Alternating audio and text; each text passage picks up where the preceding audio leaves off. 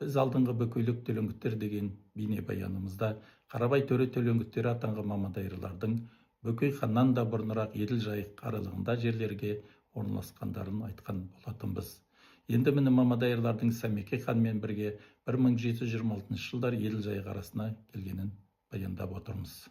Жазушы Рахат Қоспармақовтың Тарас Қасымов атты еңбегінде Еділ үшін егесіп, жайық үшін жандасқан Қожай батырдың қалмақтармен шайқастарының бірі қазіргі Қарабайлы қаласының батысындағы Сасыкөл деген жерде болыпты. Қарабайлы мамадайырлардың ескіден ата мекен қонысы. Қазақтардан қашқан қалмақтар Еділді кешіп өтіп дарияның арғы бетіне бірақ шығады. Еділ өзенінің осы саласында қатар орналасқан қазіргі Қарабайлы, Ақтоба аудандарын шығу тегі де осы оқиғаларға байланысты болады. Атырау облысы Құрманғазы ауданының солтүстік батысында Сүйіндік деген ауыл бар. Бұл ауыл кезінде Батыс Қазақстан облысы Орда ауданына қараған. Сүйіндік ауылынан аса алыс емес Астрахан губерниясына қарайтын Қарабайлы ауданы Қайыпхан ұрпағы Қарабай төренің есімімен аталған. Жоғарыда айтқанымыздай шежіре деректерінде мамадайырларды Қарабай төренің төлеңгіттері деп атаған. Біз үшін маңызды Сүйіндіктің халықтың қамын ойлаған орта жүздің батыры деп айтылуы, елге құт болыпты деген сөздің болуы. Бұл Шұбартаудағы Мамадайыр тұқымы Өмірзақ аталықтың да қалың елдің құты болыпты деген сөзді еске түсіреді.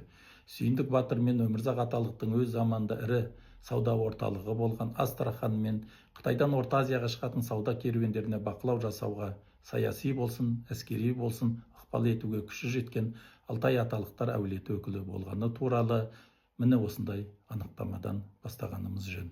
Жалпы мамадайыр мамашықтардың тарихын зерттегенде олардың Қазақстанның батысы мен шығысындағы белгілі бір шекаралық аймаққа шоғырлануының ең басты себебі Еділ жайық бойындағы Астрахан саудасы мен шығыс жетісу арқылы өтетін Қытай Орта Азия саудасына іле қалмақтарының тайшыларымен бірге бақылау жасау болғанын ескеріп отыруымыз қажет. Мысалы, олар Еділ қалмақтарының тайшылары атақты Хо Өрлік ханның ізін басқан Аюке ханның ұрпақтарымен бірлесе отырып, Еділдің Кавказ жағы мен Астрахан Хиуа Бұхарадағы транзиттік керуен жолдарын бақылау арқылы Қазақ хандығының мүдделерін қорғауда маңызды рөл атқарды. 18 ғасырдың 40 жылдары Әбілмәмбет хан да Еділ қалмақтарының билеушісі Дондық Дашимен байланыс орнатып, оған Аюке хан тұсында болған өзара достықты қарым-қатынасты қалпына келтіруді де ұсынады. Егер сіз біздің тарапымыздан сұрасаңыз, біз бүкіл ордамен бірге Құдайдың рақымымен жайықтың бергі жағында, ал сіз жайықтың арғы жағында барлық адамдармен бірге амандықта болғаныңызды тілейміз.